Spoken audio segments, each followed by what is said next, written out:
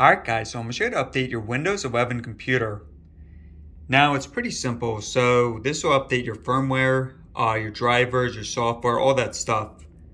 Now all you do is at the bottom here, you're just going to press on the search icon and go into your settings.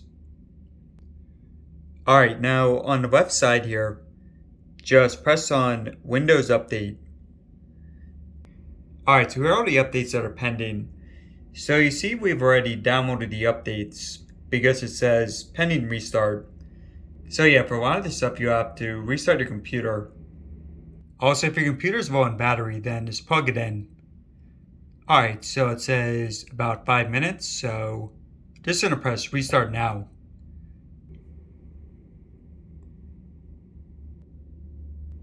Alright, so just signing back in. And yeah, that's all there is to it. So I hope this helped out.